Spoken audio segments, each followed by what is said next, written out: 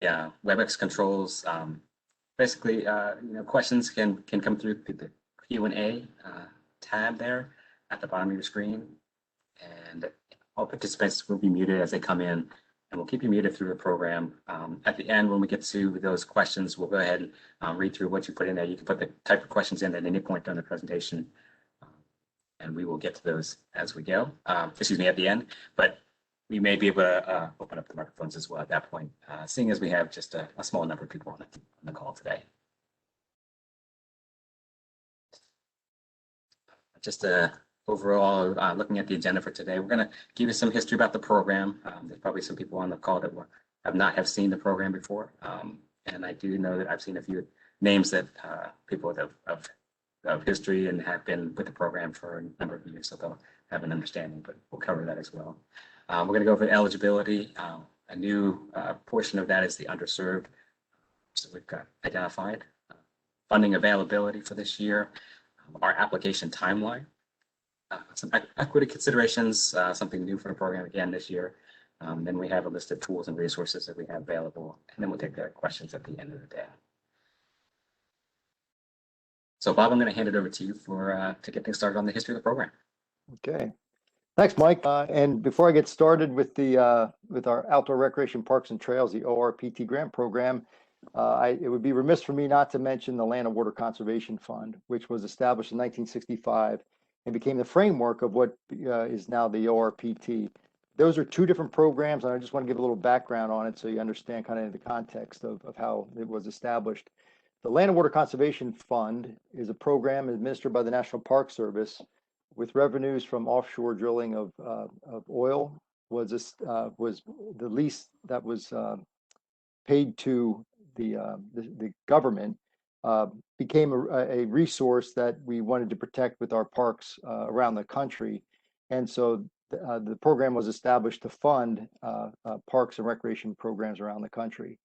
However, in the 1980s, with the variability of the annual grants, including no funding in some years in 1980, Delaware General Assembly created its own program called the Delaware Land and Water Conservation Trust Fund, in which they created an endowment with the same purpose as the Land and Water. It was similar to the federal program with 50% matching grants, perpetuity requirements going forward, used for land acquisition, planning, as well as development of parks.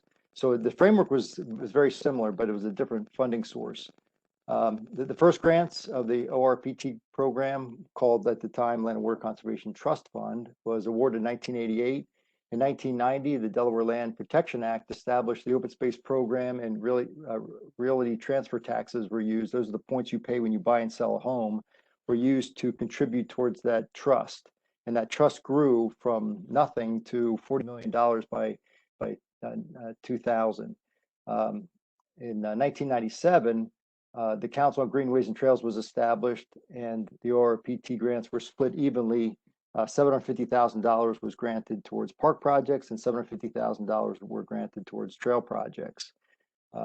In 2001, the trust fund annual deposits were $1 million. It originally was $7 million. Anyway, it grew, as I pointed out. In 2011, the trust fund was split into thirds: parks, trails, and stewardship. The goal was to get to $60 million, for the trust to grow to $60 million.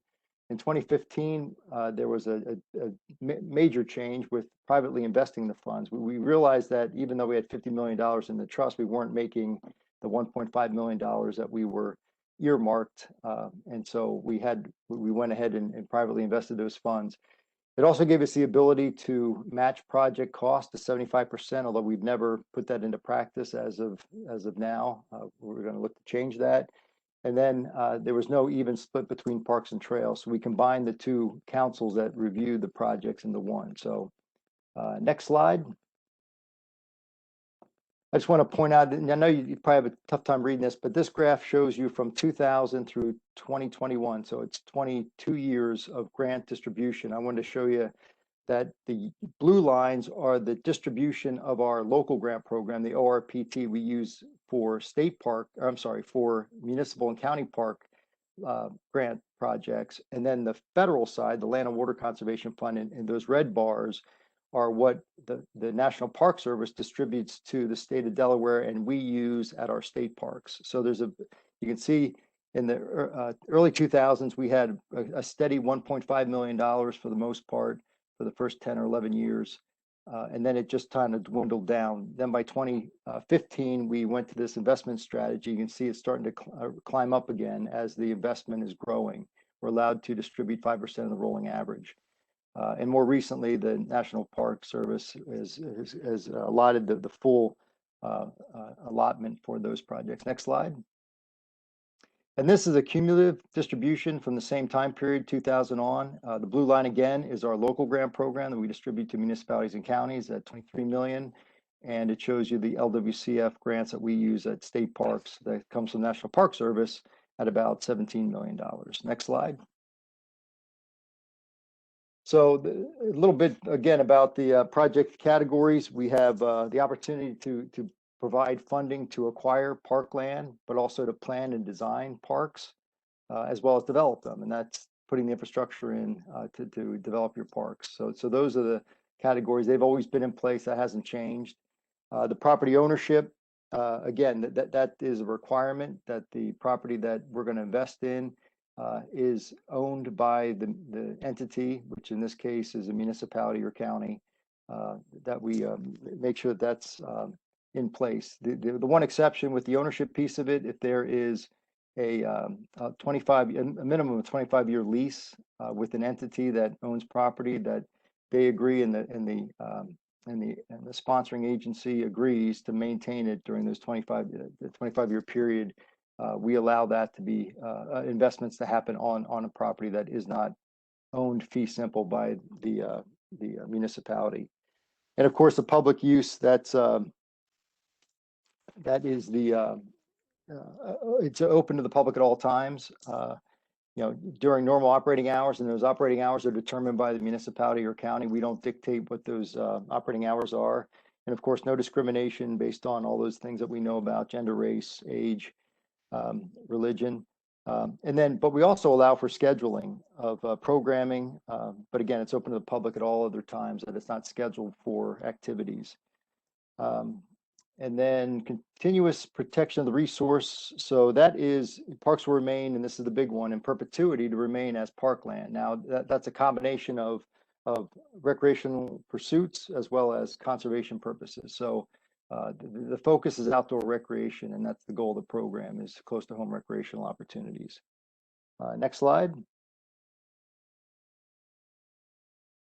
All right. Back to you, Mike. Yep, I'll take that one back, Bob. Thank you. A little bit about the eligibility for that grant program that we have. Sponsors that are applying would be the municipalities and counties or park districts, as Bob mentioned. Municipalities and counties, we've had up to 50% match available. Park districts up to 75%. And then something new for this year is the underserved groups, and we'll take a look at that in just a few moments, but that's going to be also up to 75%. And then Bob also mentioned a little bit about partnerships. So, we've had examples like, unincorporated areas like such as Gumboro, or even a Center for the Inland Bays that's partnered with Sussex County to do projects that they maintain and that we funded through our program. So that's another option, but it has to be stipulated between the sponsor and that partner. So there's going to be all the requirements that Bob just mentioned. And also, we consider a wide range of projects and scope. So, it could be something as small as a picnic table, a grill with some benches or something, on up to, your large scale playgrounds, maintenance and restroom facilities, skate parks, and of course, the trails and bridges that would go along with that. So just a lot of different topics. Just want to make sure that people understand that it's not, you don't have to have a full, playground with number of pieces of equipment. We can really look at things from the small all the way up to the larger scale for the grant program. As far as responsibilities, Bob mentioned a little bit about this, but we do require maintenance of the parks and facilities that we're funding. So we do inspections every 5 years. That's actually going to be starting up again this year. I think the last ones were in 2016. So we'll go out and inspect, look at safety issues, access issues, any of those types of things that we would want to make sure that are provided to the public Those are requirements that we have in writing as well as part of the agreements.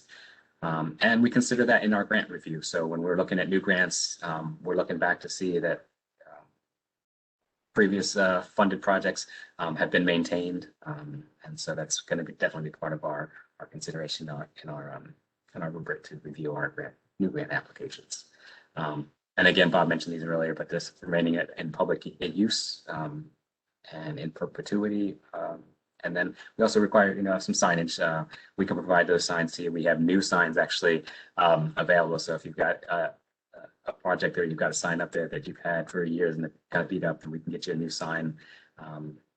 We also require if you don't want to put up your own, or if you do want to put up your own sign, you have language, we can provide electronic files so that you can have that printed on your sign as well. So getting into those underserved groups that we were talking about, the first one of those, we're looking at sponsors that have not come into the ORPT in the past for any kind of funding. So in the 33 plus history of the program, we have 11 municipalities that we've identified have never come in or have not been able to receive funding through the program if they've even looked at the program at all. So those are opportunities that we see that those communities have been underserved by the program. So we want to make sure that they're being highlighted.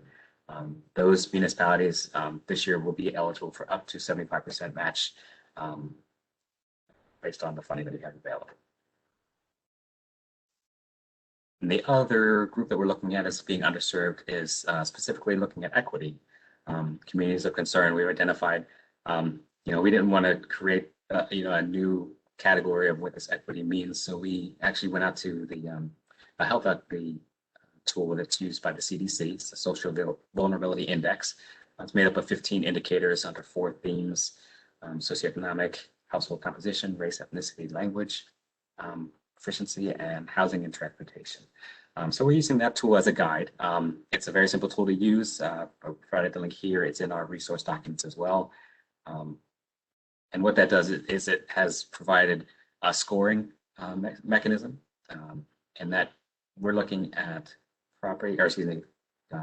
census tracts that have identified as the highest vulnerability. And we'll take a look at that in just a moment. But just to point out also that we'll be looking to do some additional outreach through our program to sponsors that have these tracts, and hopefully we'll be able to work with some of those and do a little more hand-to-hand work to get them into the program at some point. Just one of the goals that we have in our program. And this is just some screenshots of that map that's available through the CDC website. You can see we've got Newcastle County on the left, Kent County in the middle, and Sussex County on the right. And we're looking at the dark blue areas that have been identified. We have about 34 census tracts statewide, and we looked at that. It's roughly 15% of the state's population, and that's based on 2018 data that they use from the census. Then getting back into a little bit of funding availability, I think, Bob, you're going to take care of that for us, right? Okay. Yeah. So annual grant requests, we have, of course, a grant cycle. We'll talk about the timeline at the back end of the presentation, but the match requirements have been always, since the inception of the program till 2015, has been a 50-50 matching program. In 2015, we were allowed to advance that to up to 75% of project costs, but we have not put that into practice up until this grant cycle. So this is something new Mike is working through, and we'll make sure that everybody's informed of what we're doing. And again, getting back to the demand, there's always a higher demand for the grant money than we have available funds. So it's going to create another level of complication, but another opportunity for us to be thinking about these areas more holistically and distributing those funds. And one of the things I want to point out is the way to think about our program. It's equal access. We've always broadcasted out the invitation letter to all the eligible agencies, and we have on occasion helped and tried to help a municipality through the process. But for the most part, it's equal access, but we haven't really up until now looked at the equity part of it and trying to really, focus on areas that need it the most, some assistance moving through. So we're going to do work on that this year and beyond. And we anticipate that it'll change from year to year slightly, or maybe our priorities might shift a little bit or whatever. But this is this year's grant cycle. Local match, just so typically, and what's standard is the sponsor has a budget and they can demonstrate that it's been approved by their councils, their city or town council, and so that becomes the local match. Other sources could be community transportation funds, which is something that I think a lot of people think it's earmarked for road projects, but there is a Rule 12 that establishes that any public park land is eligible for community transportation funds. So that would be your state legislators, lawmakers that have those funds available to them. So that's an option. There's other opportunities with the different vendors that provide equipment with discounts and other things. Just keep an eye out for it. And then the in-kind services are also an opportunity where a resident or someone on staff is going to donate materials for an improvement project, or donate a piece of equipment to use to regrade a part of the park or whatever. That's an improvement that is part of the scope of the work. Those things could be considered, as well as volunteers. What we want to steer away from is the volunteers that come and just collect trash or lawn mow, because that's considered maintenance, and that's not part of this grant program. Maintenance activities are ineligible for the grants that we're trying to provide to municipalities. And then, as I mentioned about the competitive grant program, we usually get between $3 and $5 million worth of requests annually. And we usually have between $1 and $1.5 million to spend. So we have to do our due diligence and sitting down with the Joint Council Review Committee during the pre-app phase to actually evaluate and determine what projects are ready to move forward and which aren't. And as you can imagine, that can get pretty interesting when you have 3 times more amount of requests than you have money to share. But I will say we have not turned down applicants due to poor penmanship. Where applicants generally fall short is available local match and the long-term commitment to maintain their properties. So from a scoring perspective, the score priorities and recommendations is something that and we didn't really mention that yet, the statewide comprehensive outdoor recreation plan, but that'll come later. So that's a consideration. Public participation, how is this project selected as the municipality's priorities? And then who are your partners, whether they're financial partners or stakeholders, that engagement is very important to share with us during the application process. Improve recreational access, the use and improving access to natural cultural resources is also a consideration. ADA access, matching funds, are they secured? So these are the questions that we ask in the application that'll help us with the scoring and help us kind of direct where our distribution of funds are going to be. And then, of course, the availability and the ability to availability of funds, but the ability to maintain the park in perpetuity, and a reasonable timeline. Is the scope of work something that can be reasonably done in a single year, or could it be phased in over time? So those are the things involving the competitive grant scoring that we evaluate for that purpose. So we'll talk about a score, I think, on the later screen. All right, thanks, Bob. So a little bit about our timeline this year for the application process. Pre-applications are going to be due on June 9th. It's just going to be under a month from today. We have a one-page form. It's embedded in our ORPT website. We do encourage people to come in and look at that and consider what they can apply for in a pre-application. Mainly because, and this year we're looking at it specifically because we realize that there's a short turnaround. A lot of municipalities may not have a chance to, run some ideas through their council before the June deadline. So we want to make sure that, you understand that there's not a commitment at this point. We ask for, really some basic questions, basic information, just to get an idea of what it is you're looking at and what funding you're looking for. And that will help us, determine what we're able to do this year with the funds that we have. but it also gets you in kind of in the door. So, it lets us know that, community is looking to do something. They, maybe they don't have all the pieces they need yet, but it gives us a chance to have a conversation and talk through what that might look like. And it's just something that we want to make sure that people understand that it can be used as a tool, other than just trying to get to make sure that you have something that's fully ready to go. But it can be a learning tool for us as well. So we look for things like eligible projects. We're looking for something that is ready to start, but again, it can be a tool that can help us, provide some technical assistance as well. So it's an opportunity. We look for local matching funds that are available, and of course, showing public engagement has occurred. Just a closer look at what that pre-application looks like. Again, I said it's one page, and those are just kind of the basic questions that we ask. The ownership of the property, things that Bob's already talked about. We're looking for a brief scope of work, cost estimates, realistic timeline, and then general kind of project costs, the match that you're looking for, and what you might have available on your end. And then next we have a joint council review. Again, Bob mentioned the two councils. We actually have combined those councils to take a few members from each to make sure that we are getting some cross representation. So we review all the projects that have come in through the pre-application. We'll do some follow-ups, have some conversations with those applicants, and then we'll go ahead and provide those applicants with with a full application, and we've had those conversations. Full applications this year will be due on September 15th.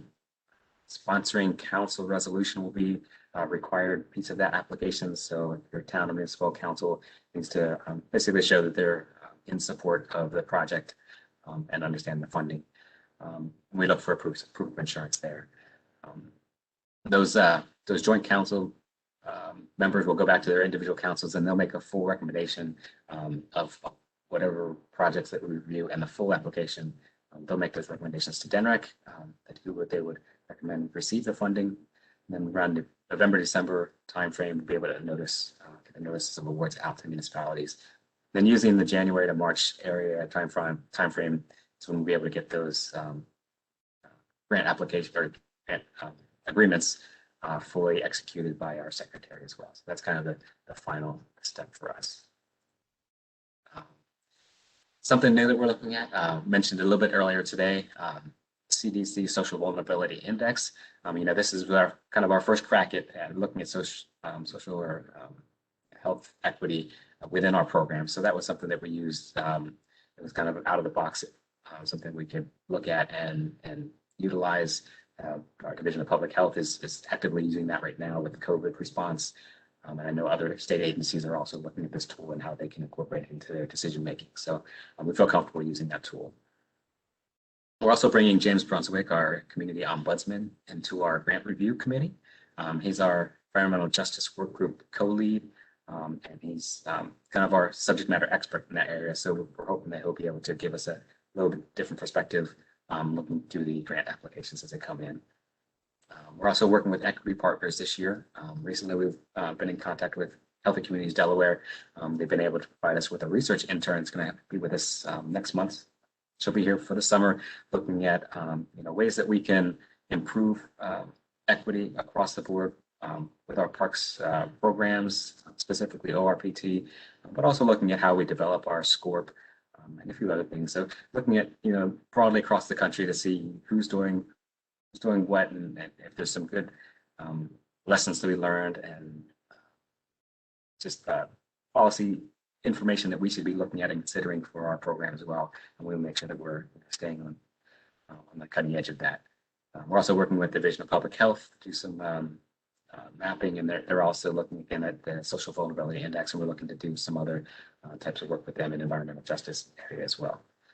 And then finally, looking and talking to our sponsors, those of you on the call today, and anybody that's worked with us in the past, we want to make sure that we're listening and finding ways to have those conversations about what we can do better. If there's things that we're missing that you feel are important in the realm of equity, we definitely want to hear from you and talk to you. So we'll be looking for ways to receive that input from you guys as well. finally, we're just coming up to the tools and resources. So these are just some of the tools that we have available to you. They're going to be easily found on our website. So I mentioned that again, the ORPT website. SCORP, Bob mentioned that previously. That's a statewide comprehensive outdoor recreation plan. It's updated every 5 years by the state, our Parks and Rec office. And that provides a local planning tool as well as a state planning tool that we can use to identify needs throughout the state. It's supported by phone surveys, so it's got a lot of outreach involved in that. And then it provides communities with a tool that they can then point to for, specifically we look for it in our ORPT program, but we hope that you look to that tool to be able to use that for other funding opportunities. I know we mentioned it when we talk about comprehensive planning. So it's a comprehensive tool that really looks at outdoor recreation amenities and infrastructure throughout the state. Bob could probably go a little bit more into detail with you on that too, but just the other items that we have here, the Play Outside map. That's it's a web tool we have available. It provides very easily accessible access to a map that you can plug in an address wherever you are, and it'll give you within a radius what's close to you, what amenities are available there. It provides trail location and information, and it's something that we like to see out there, and hopefully that you're able to share with your community members and constituents. It helps them see what's close to them, what's nearby, and in planning process, it'll help you identify where things are if you're looking to make some improvements, or maybe where you're missing some access and you want to look for something that can help you identify those areas. That's another way to look at that tool. And finally, the Delaware Recreation and Parks Society. I'm not as familiar with that one, so I'll let Bob take over a little bit on that one.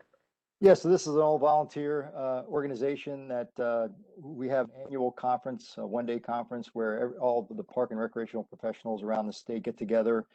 They have guest speakers, they do best management practices. It's a way to kind of interact and get to know other agencies that have parks departments and ones that don't, ones that are just the town clerk comes because they've got parks that they've got to maintain. And so it becomes a good resource and a way to network among other professionals in Delaware.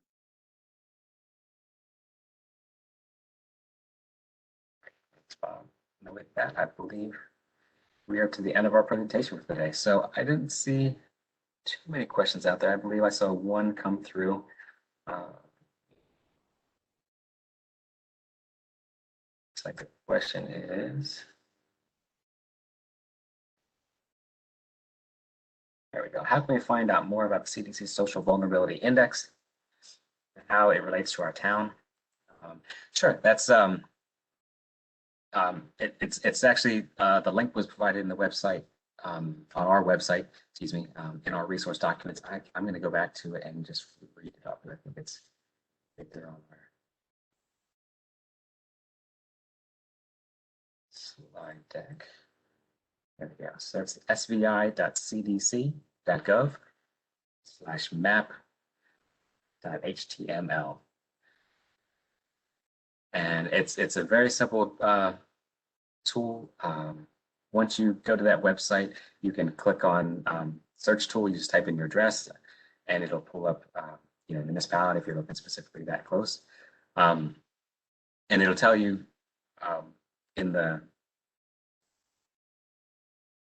on the left side, I believe it is, all the different indicators that go into that. So you can break it down by those four themes: socioeconomic, household composition, and such. And that will allow you to see kind of what the scoring is. The way the overall score is calculated is based on all of those pieces of information and which they provided. And I believe it's from a 0 to a 1. And they've broken that up into 4 areas. So first quarter is like the lowest vulnerability. And then there's a low to medium, there's a medium to high, and then a high vulnerability is 0.75 to 1. So it's a number ranking, but it is given to you, and I can show you. map there. So that's what you're seeing, the different colors. So the darkest color is your highest vulnerability. And in those areas, we're going to be able to provide funding up to 75% this year. And that's the effort we're trying to make. And again, this is kind of our first year we're doing this. First round, we're trying to get find a way to look at equity that makes sense. So we're using this to start that conversation, and hopefully it's going to help us spread the funding out to those areas that aren't receiving it or that have the highest vulnerability. I answered your question. Looks like we've got at least another one coming in. Mike, you want to take everyone off mute and see if there's anybody that just want to verbally ask any questions, or? Yeah, we can do that. I see Michelle's got a question. Okay. I'll get that question out and then we'll go ahead and open that up. But what can ORPT funds be used for? Can it be used for salary? I don't believe we are able to fund salary. Bob, can you speak to that? Yeah, we can't pay for staffing time, whether it's with those improvements or managing the grant, administering the grant and the reimbursements and things like that. That would not be eligible any staff time. Thanks, Bob. Yeah, and I'm going to go ahead and unmute everybody so you'll have controls. If there's any other questions, feel free to ask.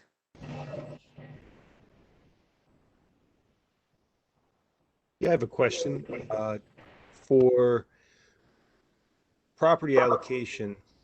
If it is something in a process right now in terms of a contract, as time goes on, the awards aren't awarded until December. If the closing date is prior to that, but you received a pre-application for a piece of property to be considered public lands or a park, would that be considered? And where are you in the process of acquiring the property? We have a down payment on it and a letter of good faith, and looking to move forward with the signed contract very shortly. I don't know why we're getting some feedback, but what I would recommend is sending a letter to us, addressing it to Mike Bolstrup, explaining kind of the situation and just requesting that we consider this land acquisition in this grant cycle, understanding that that it doesn't meet the schedule of the grant, but your your acquisition is a different on a different schedule. And then you'll still need to put in a plan for that. Okay, thank you. Yeah.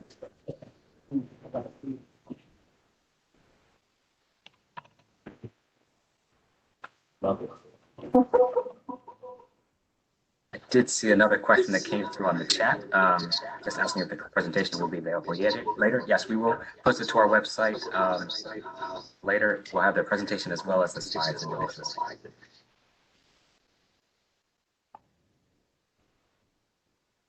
Hey guys, Jeremy here.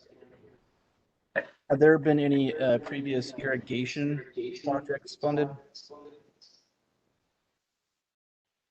Irrigation projects, yes. Newark, I believe, was the most recent one. I want to say it was 2008, maybe, where they demonstrated to us that it was a flooding area and they needed to regrade, and we made some improvements to it. It was a ball field that it was on. Now, if you're irrigating a farm field, Jeremy, we're not interested. No, it'd be sports. Yeah, I mean, to me, that's an improvement, and you could you'd have to demonstrate to us the need for it.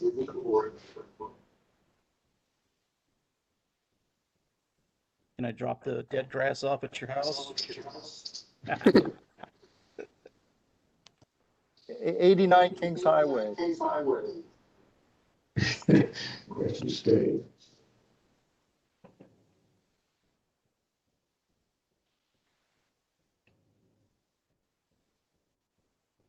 By the way, Jeremy, I want to add that 8 of those 11 municipalities that have not received ORPT funding are in Kent County.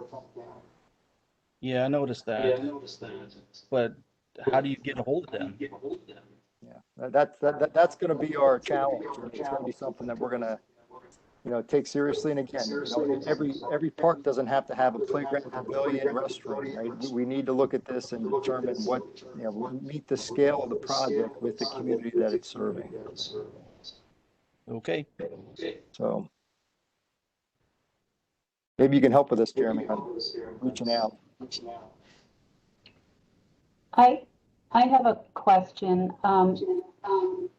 Would a project for a living shoreline where the pond is being eroded, would that be a fundable project? Is the pond is in a park setting? The pond is in a park setting. It's a stormwater management pond. There's a walking trail around the pond, and we're losing space because of water shearing from a parking lot. So we're actually losing part of the shoreline, which could impact the walking path. So eligibility, yes. Priority, that might be a different question. Okay. Thank you. Yep, you're welcome.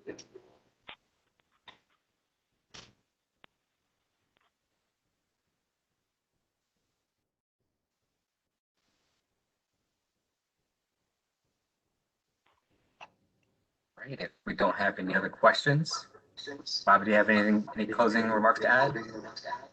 No, I just want to thank everybody for joining us today, and understand that, and Mike made this point, is the pre-application is something that we only look at internally.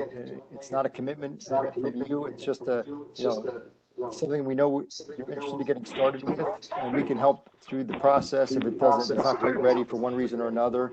Again, a lot of times it comes down to the financial piece of it isn't available, but keep that in mind as you think about what your priorities are for your municipality, and looking forward to working with you in the future.